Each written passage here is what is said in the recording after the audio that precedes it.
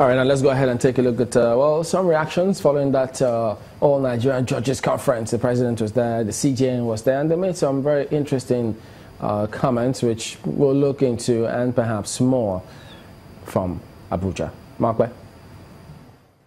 Well, joining us now to discuss it is Dr. Uche Diala, who is the National Coordinator, Foundation Against Fraud, Indiscipline and Corruption. He's also a medical practitioner. You're welcome to Sunrise Daily. My pleasure, Markwe. Good morning, Nigerians. Good morning. Well, you have been monitoring what is going on, and yes, this is a meeting between the executive and the legislature.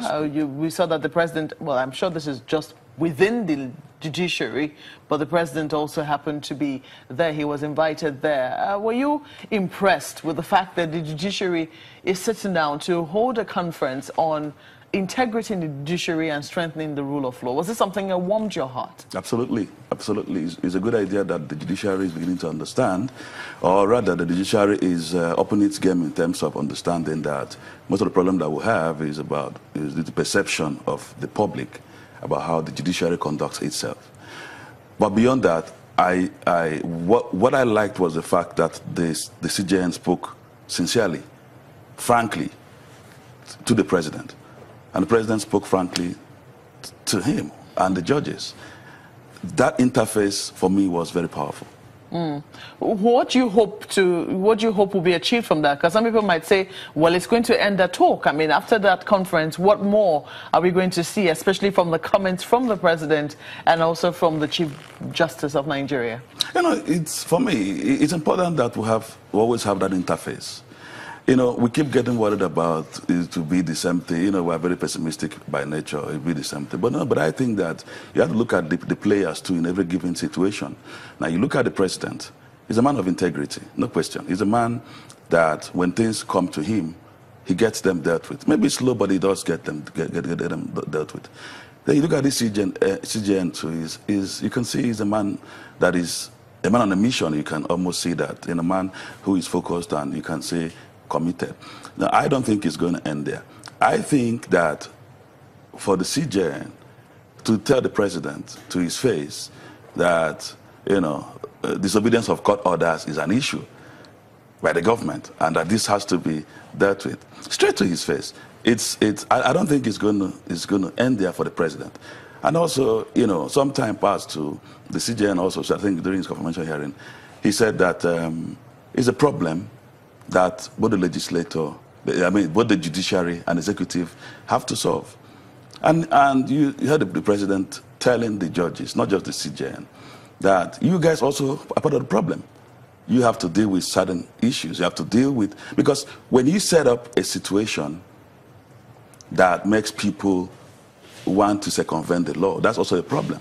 When you don't deal with cases expeditiously, when you create a whole gamut of issues that happens that leads up to what we see at the end and we complain about. Would you say it's a situation of accusation and counter-accusation? I'd rather say, from what I saw, it was more of each party accepting that, okay, yeah, I have some level of blame to take, but you got to do something and I have to do something.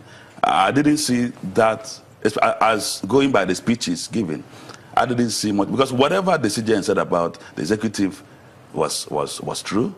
And whatever the president said about the judiciary was true. So I think it was just both of them were being sincere with one another. So for you and your NGO, I mean, what role do you see? I mean, talking about Foundation Against Fraud, Indiscipline and Corruption, in situations like this, what roles do you see for NGOs? You know, first of all, the NGOs themselves have to also, you know, we need to, first of all, differentiate what NGOs, what are the motives? But okay, keep that aside. It all boils down to the civil society. You know, I believe that, you know, when you look at the indiscipline that we put in there together, because we understand that a lot of what goes wrong, is because we are individually not disciplined. Most of us, most Nigerians, well, many, sorry, okay, are not disciplined. And that's self-discipline. This comes from the family, the society, and all that. So the role first of all, the NGOs don't need to take any sides. You don't have to pro-government or anti-government. You don't have to pro one party or anti the other party. You have to get to that point where the NGOs are truly altruistic, are truly unbiased, then they can be an arbiter. They can, if they get to that place of morality where they can have the moral authority to say to the executive, what you are doing is not right, and the judiciary to what you are doing is not right. That's the biggest role. You don't see them playing that role already? I doubt if a whole lot of NGOs are playing that role. I'm sorry, that's also my constituency. But the truth is that you see a whole lot of times we comment out of emotions.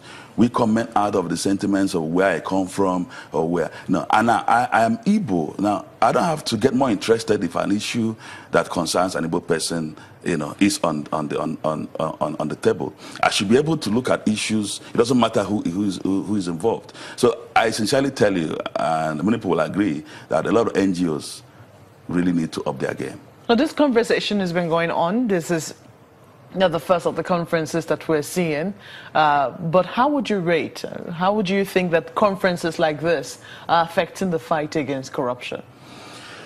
Like I said before, it's always important to talk, but beyond that, people ask, what's the difference?